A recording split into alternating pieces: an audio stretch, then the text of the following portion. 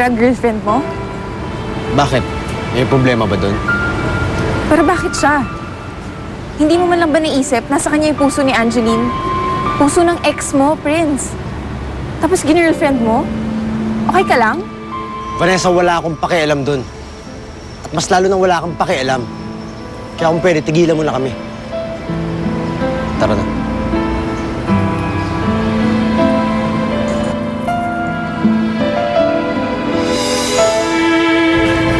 Tingnan mo nga naman ang pagkakataon. Bakit ba lagi tayong pinagtatagpo? Ewan ko. Malas lang siguro talaga ako. 150 ang tsokolating yan. 150 para sa tsokolating puso. Ang cheap pala nito. Huwag na lang. Wala namang kwenta. Masyadong mura ang 150. Mas gusto ko ang mamahaling puso. Manunumbat ka na naman ba?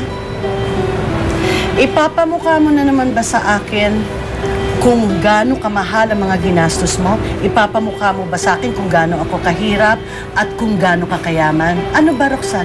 Pinatanggal mo na ako sa trabaho, hindi ba? Hindi ka pa ba kontento? Ano pa ang gusto mo sa akin? Alam mo ang gusto ko, Seth. Hindi ako papayag, Roxanne, kahit kailan. Ang anak ko hindi katulad ng tsokolate niya. Walang katumbas na halaga ang buhay ng anak ko. Sige. Magmalaki ka pa at magmatigas ka pa. Lahat ng bagay ay may halaga. Kaya't kung mahalaga sa iyong anak mo, kilalanin mo kung sinong binabangga mo. At ito pang tatandaan mo, Zen. Wala nang libre sa mundo.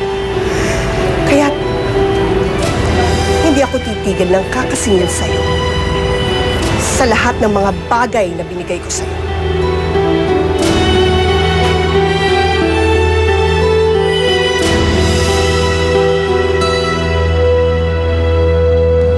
Sir, siya po yung customer na nagko-complain. Sige. Iwan mo kami.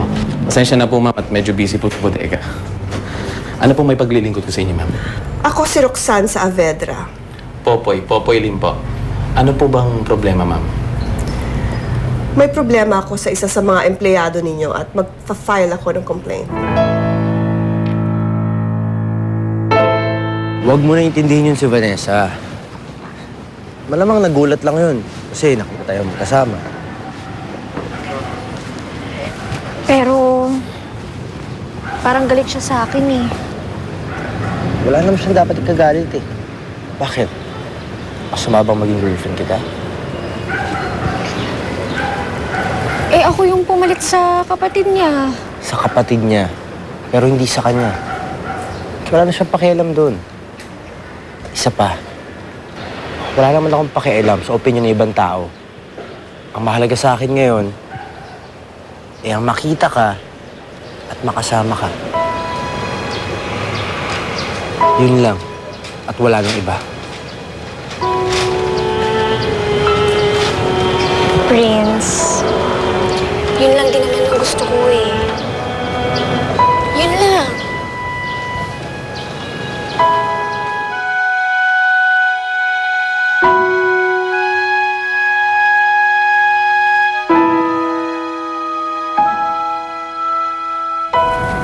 Nakakainis, diba? I mean, maling-mali.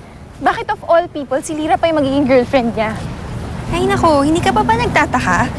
Nasa kanya ang puso ni Angeline. Lahat na lang? Ano ba? Wala na nga siya dito. Inaagaw niya pa rin sa akin lahat. Napaka-unfair naman nun. It's the story of your life. Hindi ka pa ba sanay? Sawang-sawa na ako, Jillian eh.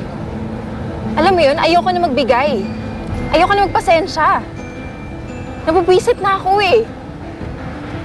Alam mo, siguro tama lang na ngayon, ipaglaban ko kung ano yung para sa akin.